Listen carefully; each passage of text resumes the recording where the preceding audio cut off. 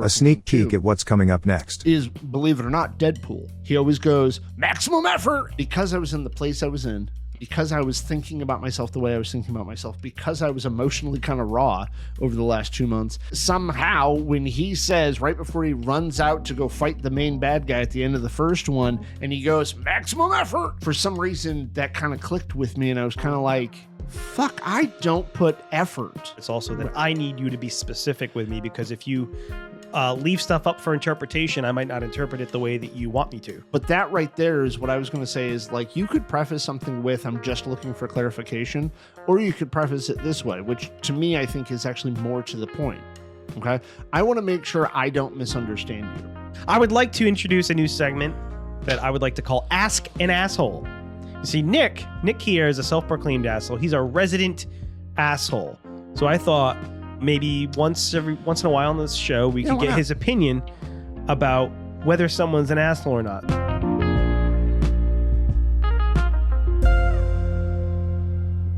Welcome to On the Spectrum podcast. My name is Nick. I don't know who I am. I'm somebody. So today we're not as witty as usual. Sigmund. But My name is Sigmund. Sigmund. Yes. Great. I'm glad you're the fraud. For some reason, I keep defaulting to Sven. I don't know why Sven. That I didn't want to say Sven again because I've said Sven like 14 times. Yeah. So you just went with Sigmund? Sigmund, yeah. Yeah, Sigmund. nice. Has to be an S name. So welcome to another episode of our show. And today we've got a couple of things to talk about. Before we get into the topic, though, I had something I wanted to say before we started recording. And then the second we started recording, I completely lost track of. I was going to say, just say it now. It's fine. Oh, yeah. So, no, I wanted to say it on the show, and then I forgot what it was I was going to say on the show. But now that's why I make notes. We generally make notes together, but this was an impromptu right before, and then the second you told me we were recording. You don't have to justify it. No, I don't. I just felt like doing it. So what I was going to say was, I was looking at TikTok as I usually do for our account, and I came across some stuff. And for the last 2 months, I've been out of work. But there's 2 new acronyms, okay, that are out. So essentially for the last 2 months, I've been a stay-at-home dad. Okay. Yeah. And there are people online that are identifying themselves as their name and stay-at-home mom, stay-at-home dad. And I looked at the acronyms, and the stay-at-home mom one, the acronym spells out Sam. Yeah. But for dads, the stay-at-home dads spells out sad. Yeah. Essentially, it's stay-at-home dads are sad. Okay. So when I saw a guy's name, and I think his name was Greg, it said Greg, S-A-H-D, Greg Sad. And I'm like, wow, that's really not a good acronym. And I thought it was really, really funny. Just like a stay-at-home dad is sad. Just the acronym itself. But I will say, having 2 months being at home, I didn't realize how burnt out I was. I had no idea how burnt out I really was. I had no idea how much shit I had bottled up and stored up and compressed down into a little box that I've been kind of letting out for the last 2 months. Yeah. And I mean, we've had private conversations about a lot of the ways I've been feeling and reflecting and all that kind of stuff on myself. But it's been really good that I've done a lot of that. But it's also been like a little really vacation. Yeah. Well, mental vacation. Yeah. Usually, I'm not one of those people who believes that you have to travel for it to be a vacation. I think that me neither. A staycation is perfectly fine. Yeah. I wouldn't really call it a vacation though, because I wouldn't have any fun and it wasn't relaxing. It's been a lot of mental, emotional reflecting and processing of a lot of things that I thought I had put in my past and I haven't. Yeah. But in the process, I've also been productive. I've been teaching myself how to play keyboard, how to play piano, how to sing, because my wife is pretty honest with me and told me I don't sing well enough to be Rocky, the creature in the Rocky Horror Picture Show, which is a play me and her are currently doing. I mean, nobody can do everything, right? Yeah, but, I'm learning to get better at some things. And just because maybe you're not at a certain level doesn't mean you can't make any progress at all. But that was part of the issue I was having when it was some of that reflecting and stuff. Like you can't control your voice. Like if somebody just doesn't like your voice, that's one thing. That's a preferential. But whether you can actually hit a note or if you have tone Right. stuff like that. That stuff you can work on and get better at. Well, yeah. Yeah. But that was part of my issue, was a matter of like some of the processing that I had to deal with was dealing with this idea that I thought I knew how to X for things, a certain level of competency, and I really wasn't good at it. And it came down to so many things I wasn't good at. And I know people hearing me say this are just like, well, dude, you just got to work at it. I understand that, but when you're barreling down the thought process or the shitting on yourself of you have 100,000 things that you're not good at that you thought you were good at, it's hard to decide which one to focus on. It's hard to then put effort towards it because you look back on X number of years you've been alive and you thought you had made progress. You thought you were good at something or competent enough at it, and a shit ton of stuff you really weren't. And then that started to cause me to question what am I actually good at? There's also plenty of people who can't sing but do anyway. There are. I like a Bob Dylan. Are. Yes, and the William Hungs of the world. No, Bob Dylan was actually popular, but he's not a great singer. No, he's not. What about? I mean, he can hit notes. But that guy who was that guy that Richie liked, who played guitar and wasn't very good? Cat Stevens? No. Oh. No, the one we did on the episode before. But hey, it doesn't matter. The point is, like, we did an episode. People will like certain artists that, yeah. If you were to compare them to like your Christina Aguilera's of the world, they're not great vocalists. Yeah. But sometimes it doesn't matter if you have confidence, at least confidence enough to put yourself out there, and if you're creative, right? If you are somebody who's making your own music and you're writing songs, if people like your songs or they like the lyrics, sometimes it doesn't matter if you're that great of a singer. Yeah. And I understand what you're saying, but the thing I was kind of gripped with was I wasn't a good singer. Yeah. But I actually wanted to be. And I didn't really think I wanted to be. But the more I was unpacking some of that emotional garbage that I'd been like bottling up for all these years, the more it came to understand that I really wanted to be a creative person. Yeah. And I wanted to be creative at something. And yes, I can play guitar, but I'm not great. I'm not very good at it. I'm barely functional at it. And I was barely functional at piano. I've gotten much better. I've spent 38 days in a row now just learning piano on an app on my phone. Yeah. And also now I'm doing that with singing too. But it was just a matter of, like, you're right. You know, a person might not be the greatest singer in the world, but they have other musical creative stuff. I had no other creative stuff backing up half the shit I thought I was good at. I sang in a band for a while I was younger. Right. And the guys that I worked with thought I was good enough. But at the time, you've heard me sing, but I was actually, I'm not that great of a singer. I'm okay. But back then I was worse. Like, I was inexperienced, didn't know what I was doing. And I tried to write music and I was horrible at it. Right. The thing that I beat myself up over all the time has a lot to do with writing. Like, when I write scripts and if I'm writing a story, if I write a blog post, whatever I write, I scrutinize the hell out of myself because I feel like it's never good enough. Well, and a lot of people do that. And it might sound because like I really want to be a writer. Yeah. I like writing. I enjoy it. Right. And I feel like it's good. But then after I reread it, and then I'm like, oh, I could have done this. And I start picking it apart. Right. And like, I'm proud of it for like a minute. And then I realize how much there is for me to learn and how much there is for me to be better. Right. And a lot of people have a tendency to be their own worst critic, right? Yeah. So to put this in context, because several people that I've had this conversation with have tried to do the exact same thing. I'm just like trying to relate to what you're saying. Yeah, I know what you're trying to do. I'm trying to be patient with that too. Everybody's their own worst critic. But you had people telling you around you that you were good at something. Whether you believe them or not, doesn't matter. You had people around you who were telling you were a good writer or they liked what you wrote. Okay. In that context, though, I came to the understanding that I was not good at a bunch of these things. Yeah. And somebody might be like, well, quit your whining and just get better at it. Yeah, calm it the fuck down. I'm processing some shit. But in the process, I was also never being told I was good at a bunch of those things that I wanted to be good at, but I didn't know I wanted to be good at them.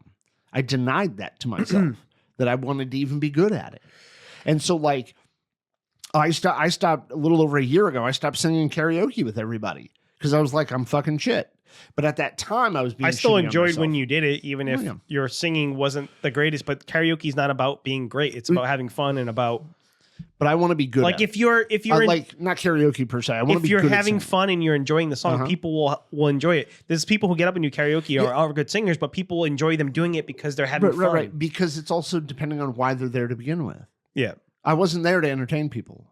Like I tried to sing karaoke previously because I wanted to be good at singing. And apparently I wanted praise for it, but I didn't know I wanted praise for it. I wanted to break down one thing before you continue. Yeah, sure. Because you said that like people recognize that I'm good at something or like, so in a way you're correct. However, I will try to put this in perspective for you when it comes to things. And I'm just using this as an example.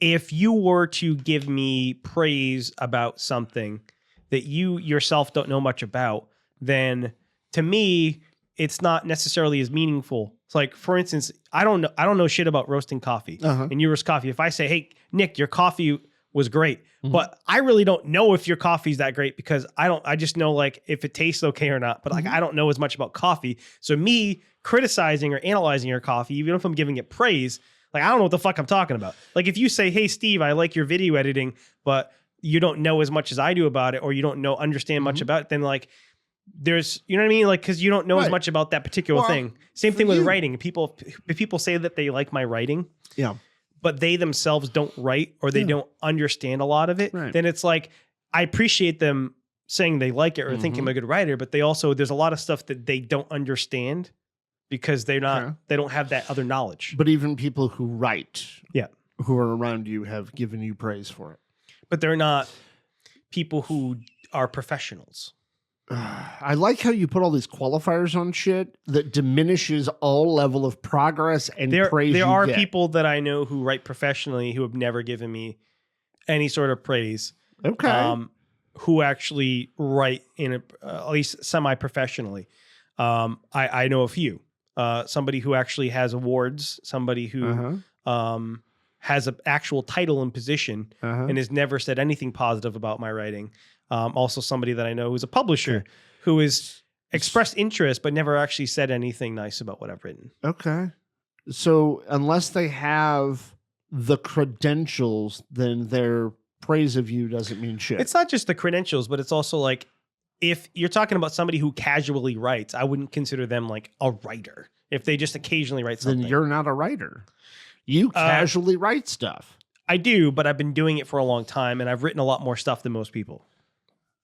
Oh, okay. So if they've been writing for a long time and they write more than most people, you'll take that as praise? That's experience, yeah. Oh, okay. So a couple of the people you work with in that group who have been writing for quite some time, they have given you praise, and it's really hard for you to accept that. I'm trying to point out that on those things that I wanted to be good at that I didn't know I wanted to be good at, I didn't get any praise for it. And now I'm trying to work on some of those things because I denied myself the ability to be creative. I denied myself trying to learn and put greater effort into certain things to the point I discovered there was some shit I needed to unpack from when I was younger that I didn't know I still needed to unpack from it. There was some shit I needed to work on that I didn't realize I still needed to work on. I thought I was done with it. But the more I kept feeling like I didn't know shit and that I wasn't good at anything, and it wasn't just me shitting on myself, it was really an objective look at, am I actually fucking good? Do I actually know something when it comes to X ability, talent, whatever you want to call it? And it came down to, no, I didn't know. No, I didn't know well enough to say I was good at it or to say I know about it, as well as I understood that there's reasons why I didn't put a whole lot of effort into learning a bunch of shit. There was a reason why I did not dedicate myself to anything. And it all goes back to a certain position in a certain time period for me where I did put a shit ton of effort into something, and I did put everything I have into something, and I was really good at something, and I gave all of it up because I got shit on because of it. And I got shit on so much by so many people that what's the point in putting effort into something if nobody's going to give a fuck? So I stopped giving a fuck. I stopped putting effort into shit. Now I'm trying to relearn how to dedicate oneself, how to put effort into something, how to try.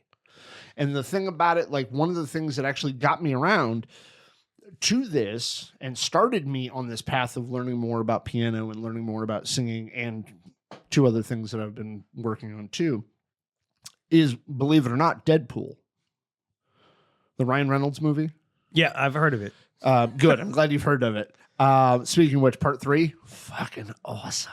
Anyway, but there's something he always says right before he has to go like fight and shit. He always goes maximum effort, and then he runs and goes, does his thing, maximum effort, right? But for some god-awful reason, even though I've watched that movie 20 fucking or so times since it came out, because I was in the place I was in, because I was thinking about myself the way I was thinking about myself, because I was emotionally kind of raw over the last 2 months, somehow when he says right before he runs out to go fight the main bad guy at the end of the first one, and he goes maximum effort, for some reason that kind of clicked with me, and I was kind of like, fuck, I don't put effort. Like, and it's not that I'm lazy or that I've just done nothing. I mean, No, I have sometimes you worked just with do the bare minimum. Right. But that's just it. It's always Whatever, enough. sufficient. Yeah. It's always Not enough. proficient. Yes. Sufficient. Yes, exactly. And it's always been that level with everything I've done, which has been good enough. But sometimes I also was get in an improv group, and sometimes I get get frustrated with you because of it in the past, where I felt like you were just doing enough just for passing. And I'd also like to point out that, like, fucking our people and paying attention to things, sometimes we get a little distracted. So let's put that too. But with that being said, a lack of real effort on top of other things going on with me psychologically or neurologically, whichever way you want to look at that, as well as being burnt out from pushing myself to do a job, to push myself to do relationships that weren't working for me, and to constantly be taxing myself 1,000 times over to try to fit into this thing that I thought I had to be for so many years. But the last 2 months have been wonderfully freeing in that regard, but it's been really emotional, like drastically emotional, which none of this has anything to do with our topic today, because I initially just wanted to bring up the whole sad thing, stay-at-home dad, because I've really fucking enjoyed being a stay-at-home dad. And if I could figure out how to continue to be a stay-at-home dad, that'd be great. I would love it. So like, if I could, mad mothers against drunk drivers. If no. That's what it's called, right? Yeah. Mothers Against Drunk Driving. MADD. Yeah, MAD. Yeah. I still think that's the dumbest acronym if you want to be a group of safety. Don't say that. I can hate it. I can dislike an acronym if I want to. Man, I miss the days in the 70s where you could just roll down the street with a road soda, and if you hit an oak, so be it. And if that oak is a child, so be it. Fuck seatbelts. All right. God, that's funny. All right. So anyway, so our topic for today, I guess does have something Your to toddler do with... is a speed bump. Thump, thump. All right. So it's dark. Yeah, it's great. Especially around Halloween. The little kids walking around. Yeah, exactly. Well, I mean, then you don't necessarily know it's a kid. Yeah. Yeah, it's... I'm just living out my fantasy of being in Charlottesville. That's all.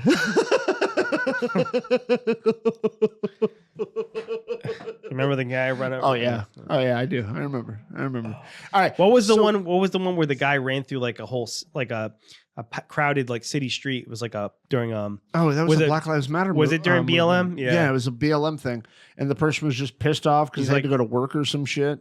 Yeah, that was fucked up. Yeah, very. Because at that time, why couldn't you just call and tell your boss, hey, am I allowed to joke about vehicular homicide on the show? Yeah, why not? Okay. Yeah, why not? I'm not upset by it. And if you're upset by it, you feel free to drop us. Does anyone think that I actually want to run people over? I hope nobody actually believes it. So our topic for today actually does kind of have something to do with what we're talking about today. It's about communication. So it took 18 minutes to get to our topic. Shit happens. I'm kidding. Hey, you know what? I still think that was worthwhile to talk about.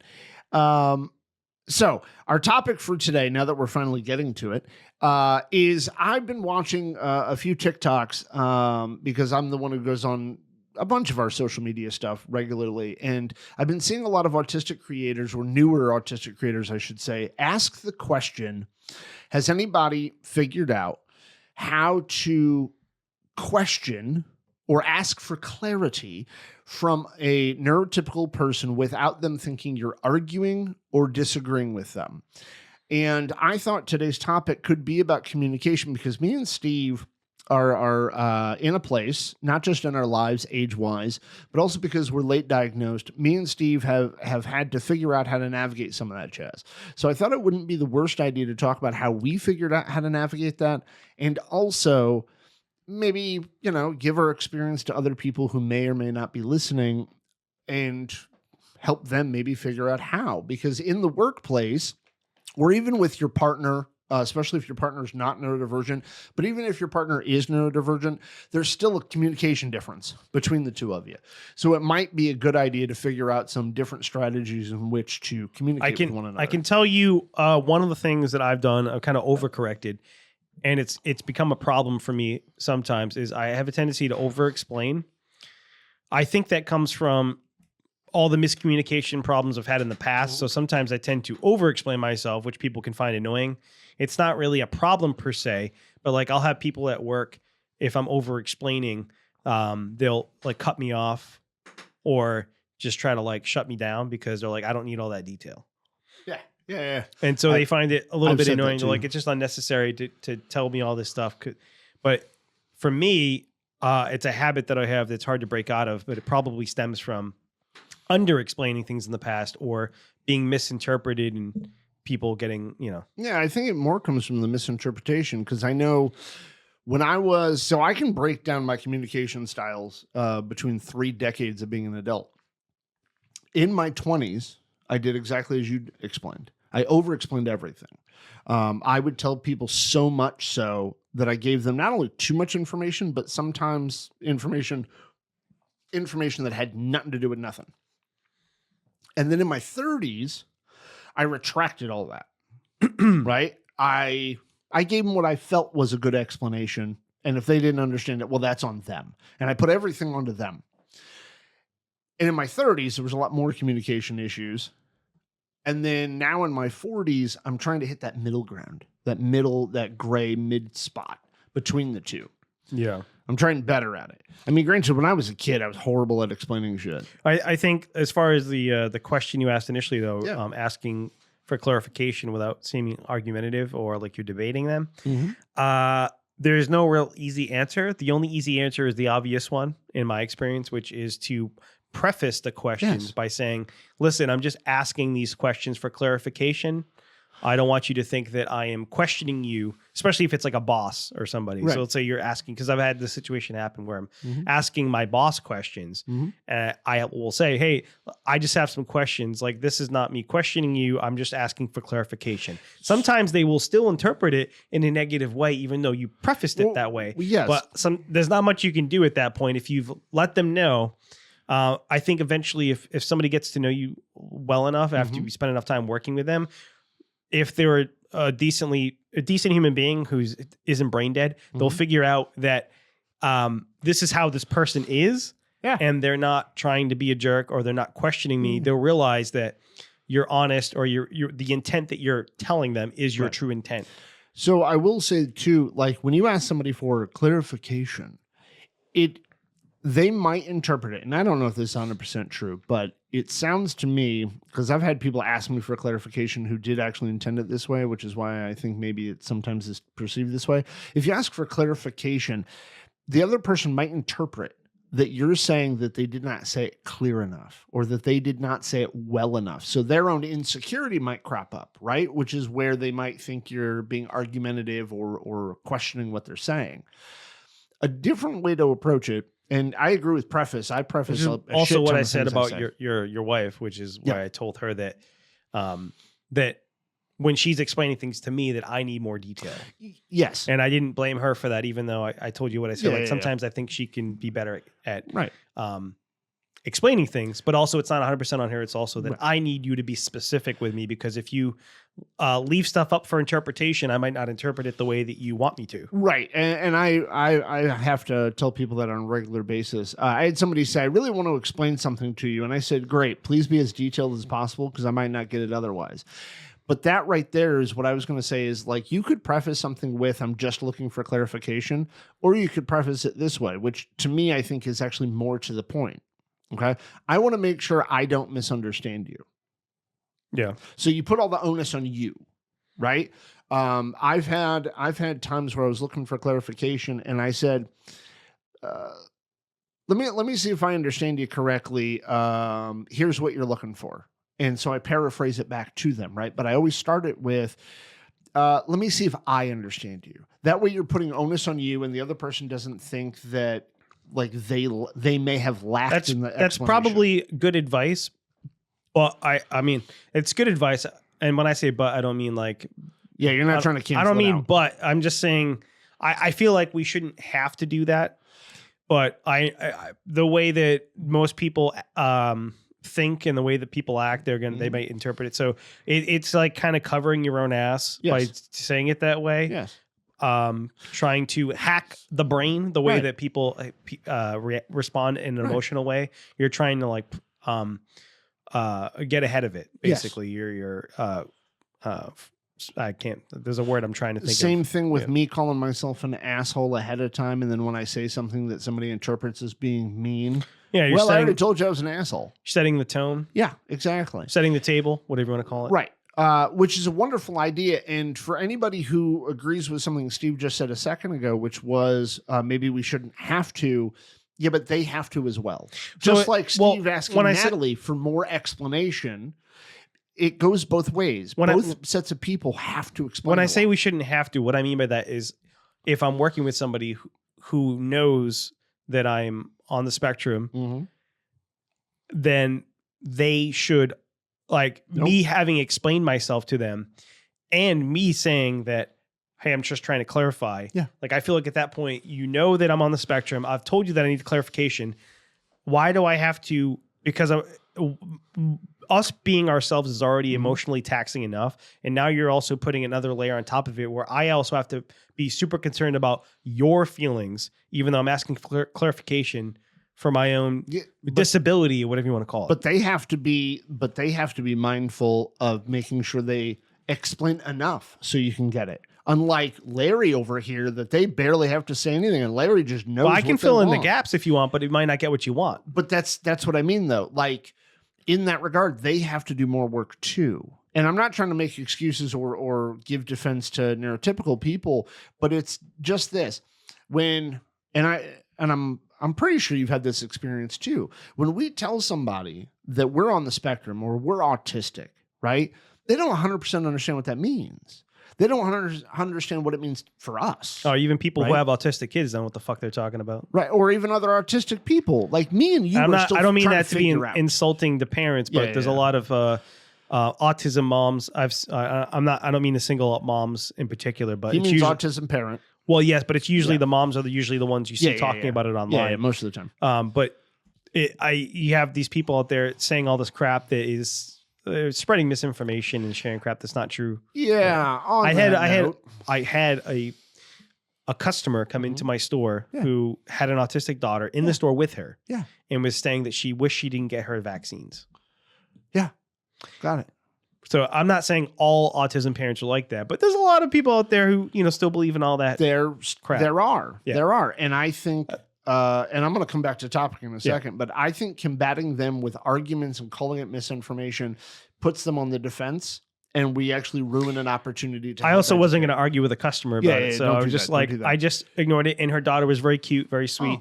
She was nonverbal, but she was communicating with like sign language. Awesome. Yeah. Awesome. So here's my question. Even though that woman is a moron because she thinks vaccines created that, was she still good with her daughter? Yeah, as far as I can tell. Great.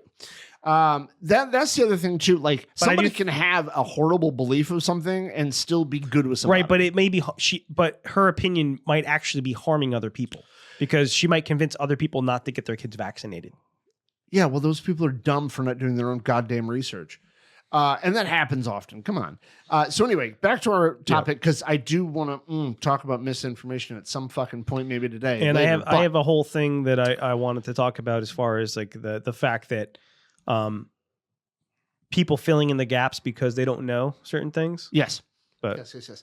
So when it comes to this though, like, yes, we as autistic people feel like we have to work 1,000 times harder than neurotypical people. And I think in communication with one another, I think everybody's working pretty goddamn hard to try to make it work, but some people put in more effort than others. And I understand we have emotional regulation issues that we got to tie into that, right?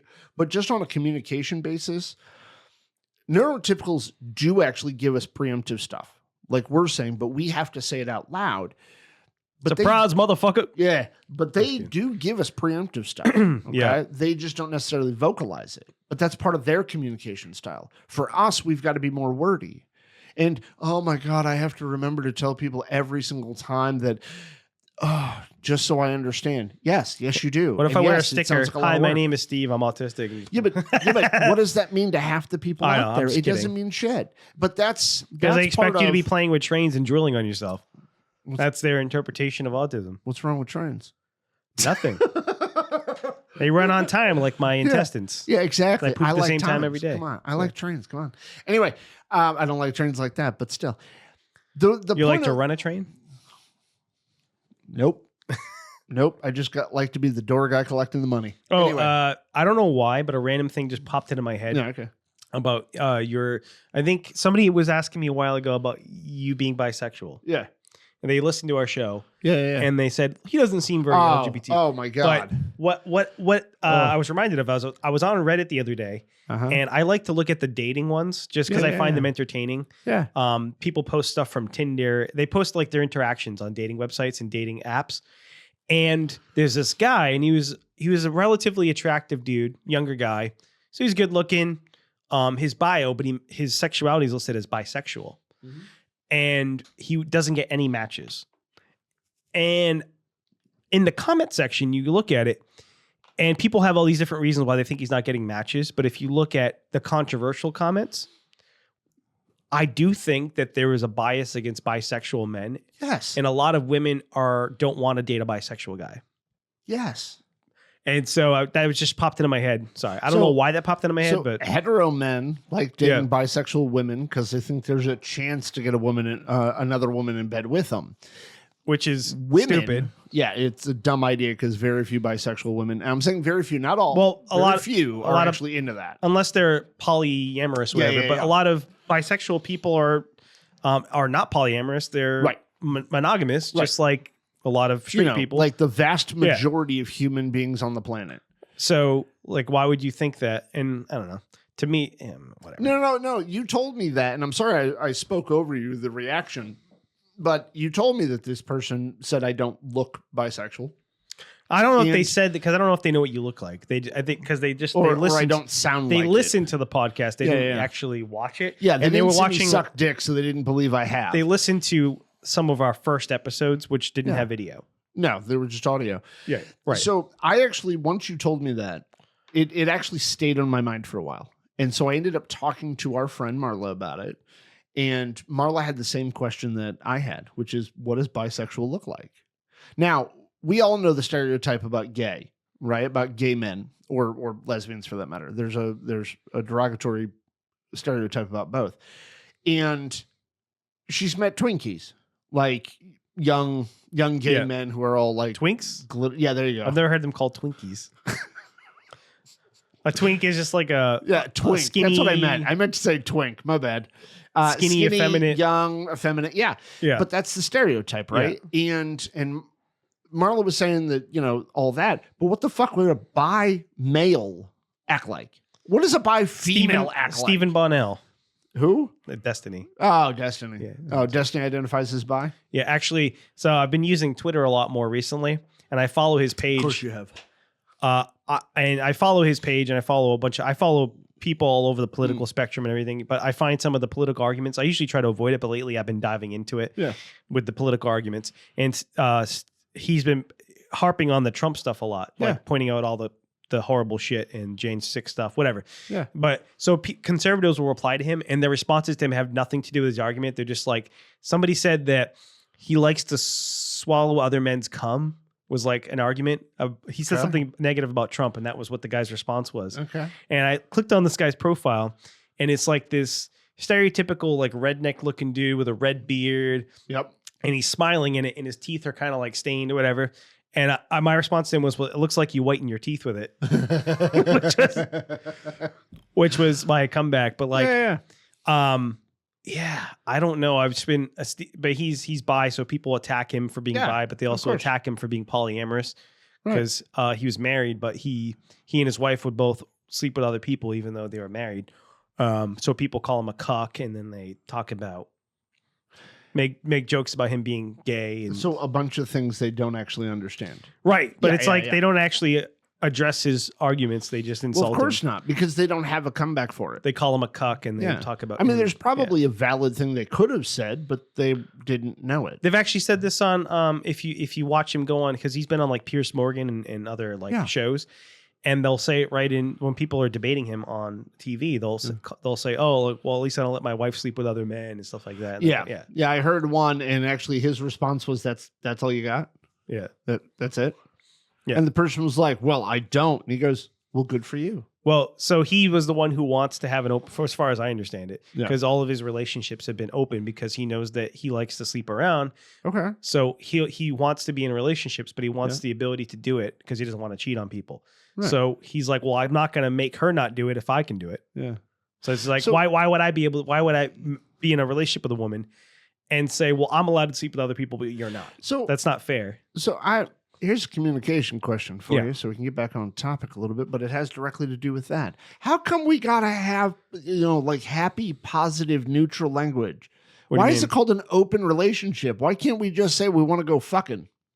You know what I mean? Like, why do we have to say it's an open relationship? It's a closed relationship. Why don't we just say I want to date somebody who also wants to go fuck a lot? Yeah, right? I do think so. I personally am not into that. Neither am I. But I understand the idea. Like if I think the open relationship thing. It's just the wording that I got an issue with. I think because saying open relationship, I don't give a shit. I feel like is an easy way to say it. But that's what I mean. Why do we have to change everything to easy fucking ways, language-wise? Why don't we just call it what the fuck it is? Destiny wants to go fucking. Like, Destiny wants to date somebody. Destiny wants to be in a relationship I do think that, with somebody who also wants to go fucking. Like, why do we have to... I do think it's interesting that some people are able to, like, separate the emotional side of it from sex and just, like, it's like, to them, hooking up with somebody at the bar is just, like, jerking off. Right. And for me... I have a hard time doing that, not knowing the person and not having a connection to them. It is mutually agreed coming. I guess you would call that, what is that called? Demisexual? What? I don't have any idea what a demisexual is. Oh, no, sapiosexual? I don't know. Like somebody who's attracted to who the person is. No, that's the mind. No, I need to have it. Whatever you call it. I need to have kind of an connection. emotional. You have to have an emotional connection. I have had casual sex when I was in my 20s, but I didn't enjoy it. Is my problem. Yeah, I felt awkward and uncomfortable. So maybe that's why Destiny's whole setup is kind of I have a hard time with that. It makes me feel uncomfortable because I don't know the person. Like being not just being naked, but also being that physically intimate and close. Like my body is inside your body with somebody that I don't know. Yeah. It makes me feel weird. And I felt like afterwards I felt dirty about it. As long as they don't get near my face, I'm okay. That probably sounds kind of sexually conservative to some people, but like I just... But that's you. And I that's feel, your thing. it makes me feel gross. Like I felt dirty. Well, and gotcha, that's your way. Yeah. But I mean, it's also like I understand it's actually called polyamory, and I wouldn't monogamy, polyamory. I wouldn't judge other people for doing that. Call it what it is. Like if you want to go sleep around with a million people, right? I'm not going to judge you if you want to do that. But for me personally, it makes me feel uncomfortable. I could do it. Like if a girl wanted to hook up with me and I was single and I just did it, but I probably wouldn't enjoy it. That is too emotionally taxing for me. And I have been pressured into trying open relationships. No, I've been pressured into like hookups where I didn't feel comfortable, but I felt I felt obligated to, right? You feel especially because of the social pressure of being a guy, and it's like if you can't say no, and if at times that you do reject a woman, a lot of times they'll call you gay or insult you, and the horrible, horrible way the person will reject you just because you're saying you don't. I do understand it though, like from the female side of it, is that like they're socially conditioned to think that guys always want to have sex. And so if you say no, it's almost like you're saying something's wrong with them. Okay, so I gotta say, it's not just a woman thing. Like, I've rejected guys too, and guys act the same fucking way as a female does. Well, yes, but when they get rejected. but it's I'm saying the like the women will insult you. Well, like I don't think because you are saying you don't want them. I mean, it is actually personal. You're saying no to sex, but it's right. But you are saying no to but who what the if you? person is. Yes, but sometimes you'll say no to sex. It doesn't mean you don't like them. You just don't want to have sex right now. No, but how they interpret it is you don't want them because you don't want to have sex with them. Right. I'm saying that I think you don't find them attractive. I think that, is essentially what they think you're saying. Yeah, I think that that's how a lot of women will interpret it. Is they're saying and some men that like you don't find me attractive, which is not true because you can be in a like a longer relationship with somebody and you're just not in the mood, and someone will still feel like, oh well, it makes them feel like they're ugly or they're not attractive, right? Because you're supposed to just always want to as a dude, right? And I agree. Like both like gay men and bi men that I've said no to, like they acted the same way females that I said no to did, and it was just really kind of interesting because it was almost the same fucking wording. It was almost the same wording. Oh, you don't think I'm attractive? You don't think I'm hot? You don't want me? You don't think I'm hot enough to get up on. Somebody said, you have no idea how good this could be, and they pointed at their crotch. And both a male and a female both said it that way to me. And then one person actually said, I was only pitying you by talking to you anyway. Well, I've just been that was I've my mostly favorite. gotten the like, why are you gay? Well, I've gotten that too, but I'm like, why would you assume that just because I don't want to have sex right like, now? When a woman said, "What are you gay?" I just responded with halfway. Were you gay?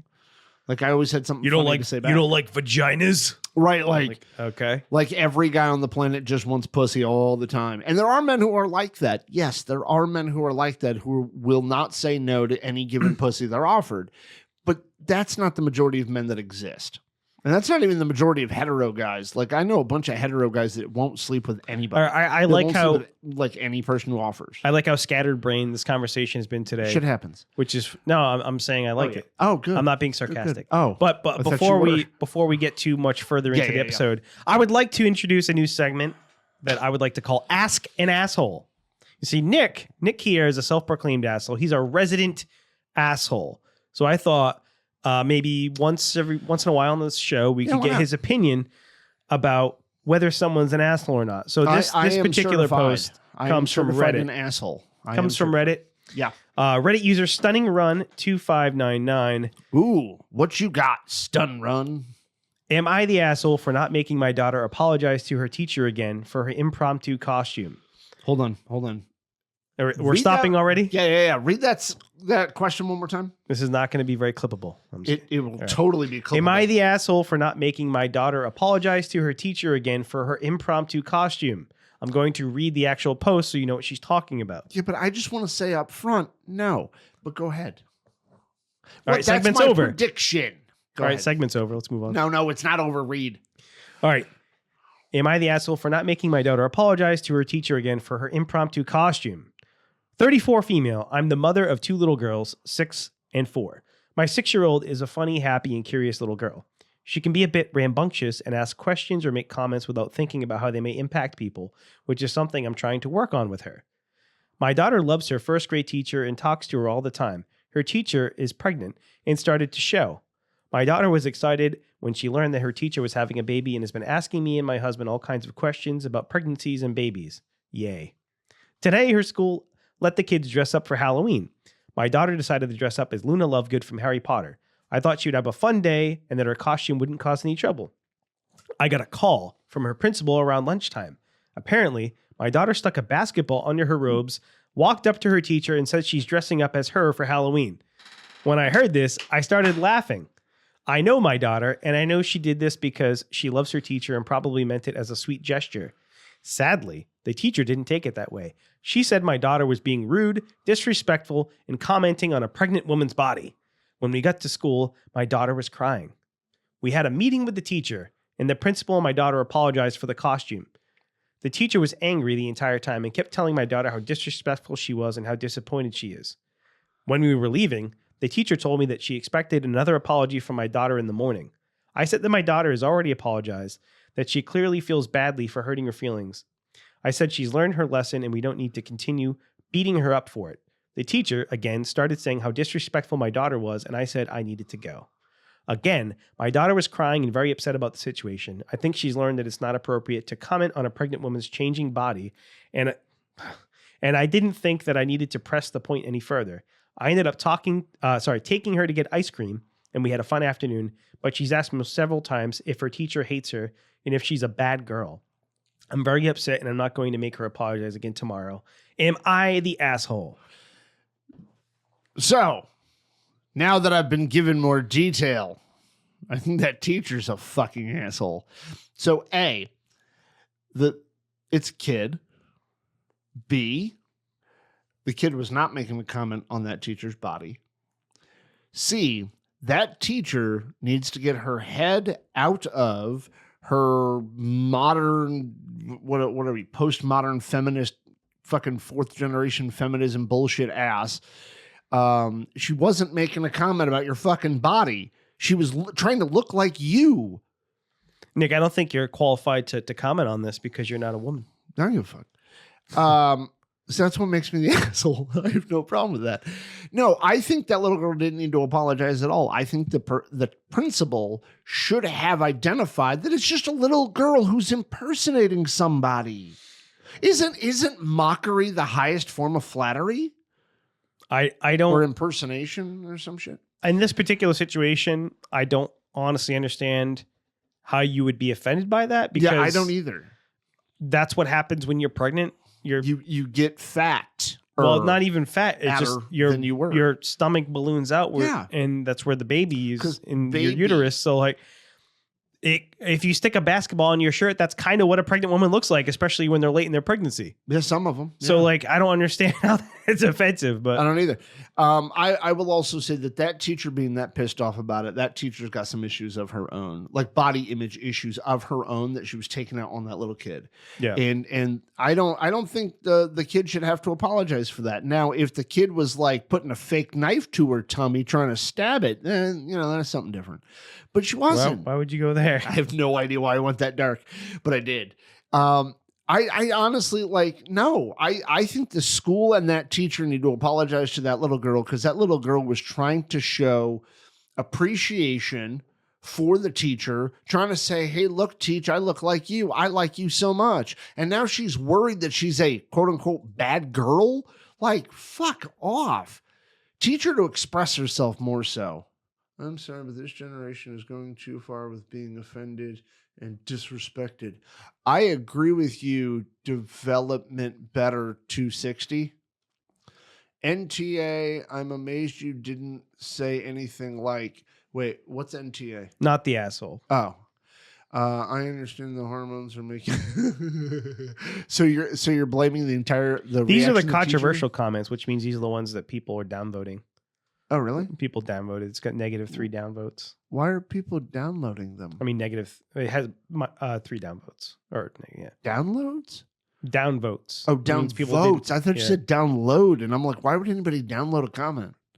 Anyway, why are we looking at just the bad ones? I'm a plus-size woman, and I had only my students dress up as me last year, including a little stuffing. I was so flattered that out of all the things in the world they chose. That is right. What is your name? Visual Camera 53? Yeah. Yeah, Visual Camera 53. You are absolutely correct.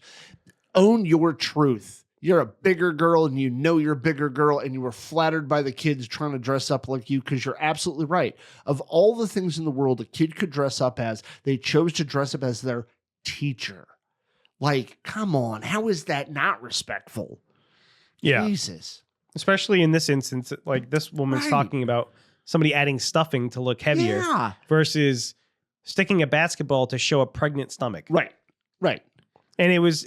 I don't know if the kid intended it as a joke, but it is kind of funny. Yeah. But like, I don't know. Anyway, that is our segment, Ask an Asshole. Yeah. So not an asshole. That you have ruled not an asshole. Ja.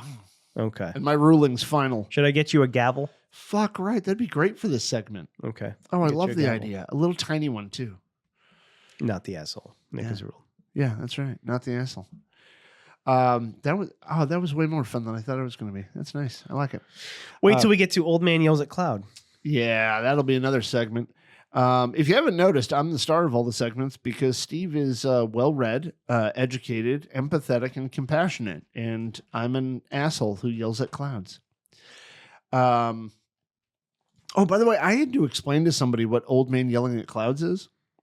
There's a reference to The Simpsons. Yeah, and unfortunately, I did not explain it well, and they thought I was making fun of being senile. It's a meme from The Simpsons. Yeah, I know it's a meme. You've shown me the meme. It's just I didn't explain it very well, and so the person thought I was making fun of people who are senile. No, it's just like old people being irrationally angry about things. But they thought I was making fun of that, and I was like, I'm not talking about dementia at all. And they were like, I didn't say dementia. I said being senile. And I was like, you know what that reminds me of something I need to ask you about when we're not recording. Oh, great. I'm glad dementia made you think of something to ask me. Yeah. Great. So, are we getting close to that time? I think we are. Yeah. All right. So, no, we didn't get to a conclusion on the communication because communication itself is a really large topic, especially when it comes to neurotypical compared to neurodivergent communication. The best you can do is try to preface your questioning before you get into the weeds, before you start asking all the questions. Just try to preface it. But if you preface it and they still get offended, then there's nothing else you can do, really. So, but also make sure it's on them at that with point. your preferencing or whatever it is. That's what I meant to say. No matter what you add to it at the beginning there as a way to try to help diffuse that a little bit, make sure you're owning your part of it. And that doesn't mean you take full responsibility, although that would help with some people who are egotistical assholes. But for some people, though, it's a matter of like, own your side of the street on that one. I can't believe I just used that expression. But own your side, which means this. If you're asking for clarity because you don't understand, because you didn't understand what they said, don't say, can you tell me more because you didn't communicate that well? Say it on the flip of that. Say it as, I want to make sure I understand what you're saying. Okay. So make sure you on your side of it too, because that's part of the problem is a lot of people who are neurotypical actually think that we know everything or that we're smarter than them or we're condescending to them when we say that. But to avoid that, you got to own your side of it. And if you do think you know everything and that you're smarter than a neurotypical person, you need to look yourself in the mirror and, figure out reality there because you're not. I almost guarantee that. So anyway, on that note, I just wanted to make sure I was clarifying that myself. And one final thought I think you need to mention is pee-pee poo-poo. Poo-poo pee-pee. Yeah. Needs to be said. All right. So if you liked our episode, if you disliked our episode, if you have something to say, if you have something not to say, if you'd like to expound upon our conversation further, leave a comment on any of the social media platforms. We will respond. It is only me and Steve who are the ones who respond, which means sometimes we don't respond quickly, but we will respond. You have a dildo. Okay. Sorry, everybody. Pause the thing when he puts. I was looking for my pee-pee sticker. poo-poo sticker. I have one that says pee-pee He poo-poo. instead found his dildo sticker. Please look at the dildo sticker, if you can pause it at the right time. But anyway, thank you very much for listening yet again. Tell your friends to listen to the On the Spectrum podcast if they don't already. If you'd like to hear more, Ask an Asshole. Yeah, if you'd like to hear more of that, I would like to hear more of that, but only because I get to judge something. But all right, thank you very much for listening. You will hear back from us soon enough. Goodbye. Bye.